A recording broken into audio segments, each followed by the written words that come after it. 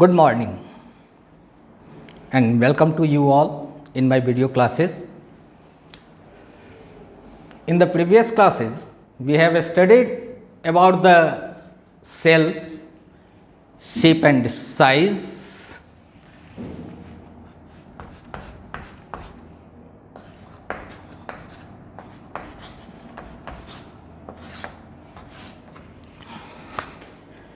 and on the basis of number cell types and on the basis of nuclear organization cell types. Today we have studied about the structural organization of the cell. आज हम लोग पढ़ेंगे cell के structure के बारे में.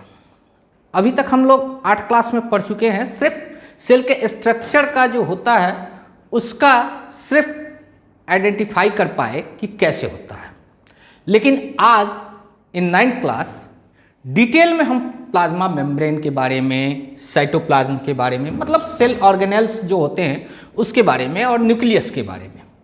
ठीक है. सबसे पहले हमने पढ़ा था कि सेल जो है उसको we study cell and classify it into 3 parts. मतलब कि सेल को हम 3 भाग में बांट करके पढ़ते हैं. ठीक है. पहला पार्ट होता है उसका सेल मेम्ब्रेन. ठीक है. और उसके बाद होता है ये पार्ट जिसको हम कहते हैं साइटोप्लाज्म. इसमें सेल ऑर्गेनेल्स रहते हैं. और तीसरा पार्ट होता है इसका न्यूक्लियस. ठीक. इसके बारे में पढ़ते हैं, जानेंगे. सबसे पहले हम जानते हैं कि सेल मेम्ब्रेन. तो सेल मेम्ब्रेन है क्या? एक तो वैसे ही सेल जो है सो माइक्रोस्कोपिक है. विदाउट माइक्रोस्कोप के हेल्प से हम सेल को नहीं देख सकते हैं, लेकिन उसमें भी अब हमको सेल मेम्ब्रेन के बारे में पढ़ना है. और सेल मेम्ब्रेन के बारे में डिटेल में पढ़ना है तो हमको सिंपल माइक्रोस्कोप और कंपाउंड माइक्रोस्कोप की सहायता से नहीं, हमको इलेक्ट्रॉन माइक्रोस्कोप की सहायता में पढ़ना होगा सेल मेम्ब्रेन के बारे में. तो सेल मेम्ब्रेन एक थीन लेयर है और आउटर मोस्ट लेयर है, सबसे बाहरी है और बहुत ही थीन है, बहुत ही पतला है. और जब इसको हम इलेक्ट्रॉन माइक्रोस्कोप के अंतर्गत जब देखेंगे तो देखते क्या है कि ये बाई लेयर्ड होता है. बाई लेयर्ड मतलब डबल लेयर्ड, ऐसे करके रहेगा. ठीक है. और उसके बाद इसके भीतर क्या क्या रहता है और ये सेल मेम्ब्रेन बना किससे रहता है? तो सेल मेम्ब्रेन जो है सो बना रहता है आपको लाइपिड से, प्रोटीन से और कार्बोहाइड्रेट से. ठीक है. ये पढ़ेंगे. अब ये किस टाइप का स्ट्रक्चर, जब इलेक्ट्रॉन माइक्रोस्कोप के अंदर हम देखेंगे आपको सेल मेम्ब्रेन को, तो सेल मेम्ब्रेन को हम देखते क्या हैं कि ये जो है सो ये लाइपिड मेम्ब्रेन, इसके ये हो गया आउटर सरफेस और ये हो गया इनर सरफेस. और आउटर सरफेस और इनर सरफेस के बीच में हम देखते क्या है कि लाइपिड बाइलेयर रहता है. ठीक है. मतलब एक सेल, हम यदि सिर्फ सेल मेम्ब्रेन को देखेंगे तो सिंपल माइक्रोस्कोप में देखेंगे तो एक रेशा जैसा सिर्फ दिखाई पड़ेगा, लेकिन जब उसको कंपाउंड माइक्रोस्कोप में भी देखेंगे तो एक रेशा ही दिखाई पड़ेगा. लेकिन जब उसको अंडर इलेक्ट्रॉन माइक्रोस्कोप में देखेंगे तब वो सेल मेम्ब्रेन हमको दिखाई कैसा पड़ेगा? तो बाई लेयर्ड दिखाई पड़ेगा. और बाई लेयर्ड जब दिखाई पड़ेगा तो वो एक सरफेस उसका आउटर सरफेस होगा और एक सरफेस इनर सरफेस होगा. और आउटर सरफेस और इनर सरफेस के बीच में क्या होगा? लाइपिड का बाई लेयर होगा. ठीक है. लाइपिड मतलब होता है फैट्स. ठीक है. ये फैट्स का बाई लेयर्ड होगा. उसके बाद हम देखेंगे क्या कि प्रोटीन मॉलिक्यूल्स होते हैं, इसके बीच बीच में कहीं कहीं प्रोटीन मॉलिक्यूल्स रहेंगे. उसके बाद कार्बोहाइड्रेट मॉलिक्यूल्स रहेंगे. ठीक है. कार्बोहाइड्रेट का चेन रहेगा. अब एक चीज क्या है कि ये जो है सो पोरस रहता है. पोरस रहता है इसका मतलब है कि ये जो है सो कुछ सेलेक्टिव मटेरियल्स को इन आउट करने देता है. ठीक है.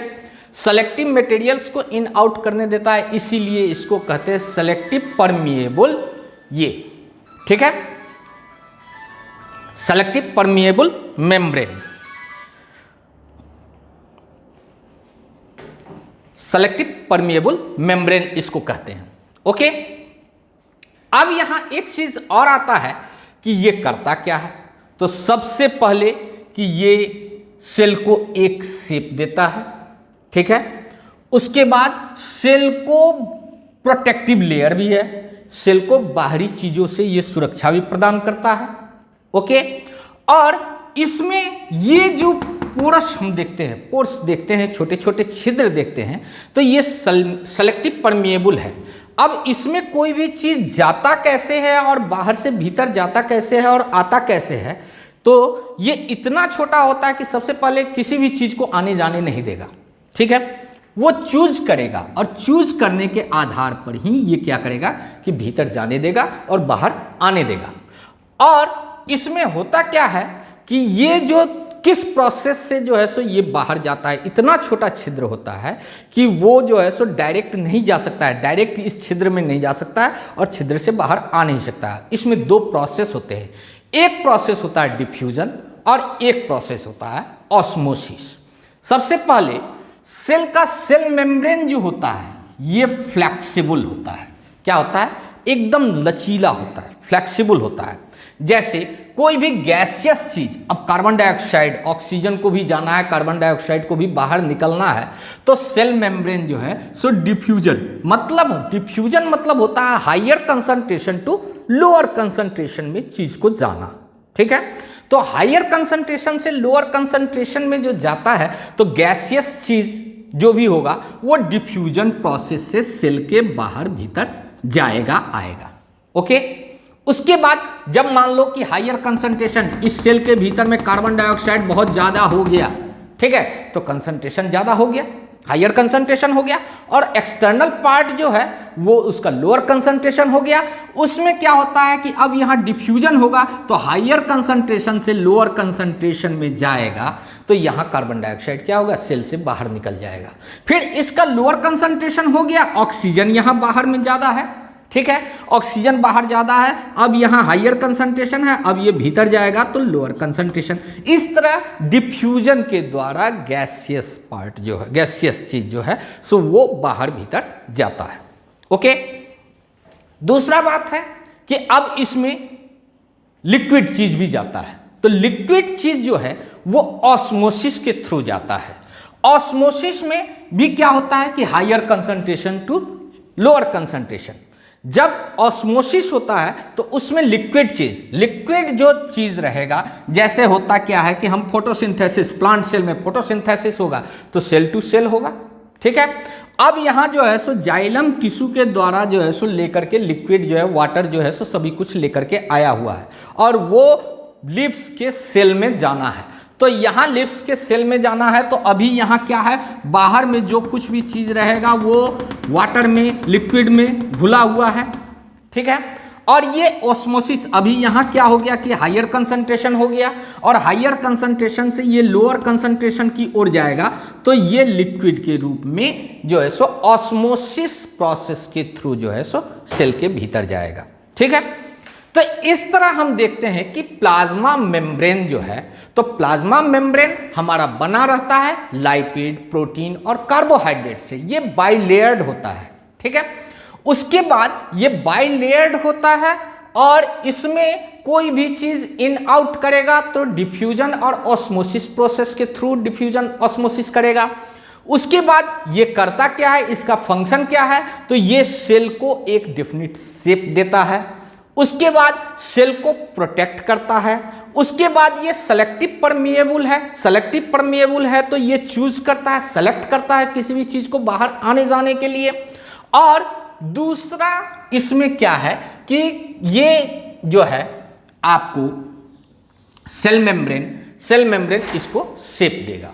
ओके, अब आ जाता है साइटोप्लाज्म। तो साइटोप्लाज्म वो रीजन है जो जिसमें प्रोटोप्लाज्म का वो रीजन है जो सेल मेम्ब्रेन और न्यूक्लियर मेम्ब्रेन के बीच वाला जो रीजन है प्रोटोप्लाज्म का, वो रीजन कहला जाता है साइटोप्लाज्म। यही साइटोप्लाज्म में सेल के ऑर्गेनेल्स प्रेजेंट रहते हैं, जैसे माइटोकॉन्ड्रिया हुआ, एनर्जी का power house of the cell उसको कहते हैं, गोल्जी एपरेटस हुआ, एंडोप्लाज्मिक रेटिकुलम हुआ, ये सारे जो हैं सो इसमें साइटोप्लाज्म में रहते हैं। तीसरा पार्ट होता है जो कि डिटेल में फिर आगे में हम लोग इसको पढ़ना है, जब साइटोप्लाज्म पढ़ेंगे। आज आप लोगों को मैंने प्लाज्मा मेम्ब्रेन के बारे में बताया है, जब साइटोप्लाज्म में तो थॉरोली इसमें हमको जाना होगा माइटोकॉन्ड्रिया के फंक्शन के बारे में, गोल्जी एपरेटस के फंक्शन के बारे में, एंडोप्लाज्मिक रेटिकुलम के बारे में, और हमको राइबोसोम, लाइसोसोम ये सब के बारे में जाना होगा। और न्यूक्लियस जो है सो सेल का सबसे मास्टर ऑफ द सेल, ये न्यूक्लियस कहलाता है जो सेल के बीच में रहता है। Okay, thank you.